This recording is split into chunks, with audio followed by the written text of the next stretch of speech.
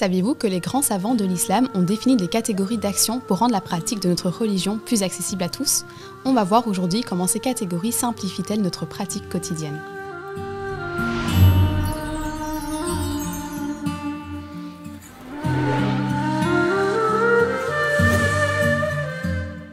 Salam alaikum, bienvenue sur la chaîne Boussole. Dans cette vidéo, nous allons explorer comment les écoles juridiques ont structuré les actions en groupes clairs afin de faciliter notre pratique de la religion. Avant de plonger dans le sujet, n'hésitez pas à vous abonner à notre chaîne, à liker la vidéo et à activer les notifications pour ne rater aucun épisode. À l'époque de notre prophète sallallahu alayhi wa sallam, c'était simple. Les compagnons avaient une question, ils allaient directement la poser à notre prophète et ils avaient une réponse. Et donc, ils savaient ce qui était obligatoire ou bien interdit, et bien entendu selon le contexte. Par exemple, vous faites vos ablutions et vous vous rappelez que vous avez oublié de vous laver un bras. Sur ce, vous allez faire quoi? Vous allez devoir consulter le Coran, les traditions prophétiques, pour savoir si votre prière est acceptée ou annulée, n'est-ce pas? Exercice difficile pour nombreux d'entre nous, on est d'accord. Maintenant, prenez cette problématique et appliquez-la pour toutes les pratiques dans l'islam. Les grands savants de l'islam, justement, pour respecter le principe de facilité de l'islam, ils ont dû faire un travail de fond pour que nous, aujourd'hui, on puisse être face à une religion praticable.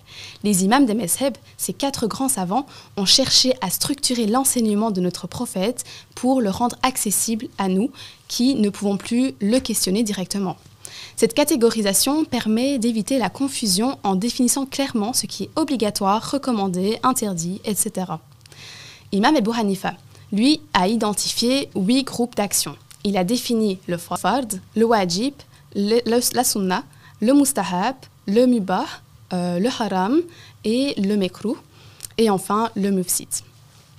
Chaque groupe d'action répond à une logique précise permettant aux croyants de comprendre et de pratiquer leur religion avec clarté et facilité.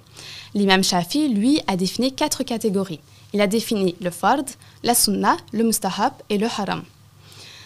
Cependant, une nuance importante est que dans son école, la sunna englobe également certaines pratiques que l'imam Abu Hanifa va classer comme wajib, donc ce qui peut conduire à une erreur si la sunna est perçue par le musulman moderne comme une simple recommandation, alors qu'elle peut parfois être comme une semi-obligation.